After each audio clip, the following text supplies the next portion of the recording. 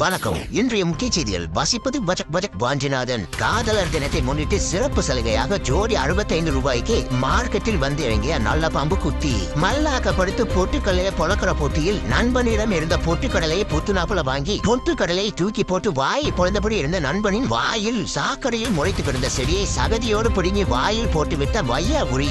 வேலையை முடித்து வீடு திரும்பிய தேங்காய் மண்டையனை தெரு ஓரத்தில் வைத்து விடலையை போட்ட விருமாடி நாயால் வீங்கின மண்டையோடு வீடு திரும்பிய தேங்காய் மண்டையன் கல்யாண வீட்டிற்கு செல்ல இருந்த கல்யாண ராமனின் கபாலத்தை கலற்றி சோப்பு போட்டு கழுவி விட்ட சதக் புதக் சலூன் கடைக்காரர். ஜப்பானில் கடுமையான சட்டத்தை கடைபிடிக்கும் பொதுமக்கள். பேரிச்சாலியின் பெரியப்பாவிற்கு பேதி எடுத்த காரணத்தினால் பேதியான பெரியப்பாவை பெரிய ஆஸ்பத்திரியில் சேர்ப்பதற்காக குடும்பத்தோடு வந்து இறங்கிய பெரிச்சாலிகள் உறைந்த ஆற்றில் ஓட்டையை போட்டு ஐரை மேலே பிடித்து விட்டு ஐபோனை தப்பற விட்ட சப்பை மூக்கு சைலஜாக்கா கதறிய காட்சிகள். நடு ரோட்டில் சொத்தரை விற்றுக் கொண்டிருந்த அக்காவின் கையில் இருந்த சொத்தரை சுருட்டி சென்ற மர்ம நபர்கள். அட நாசமா போறவங்களா, சொற்று விலை 2000 ரூபாய் என்றபடியே மர்ம நபர்களை விரட்டி சென்ற சொத்தரக்கா.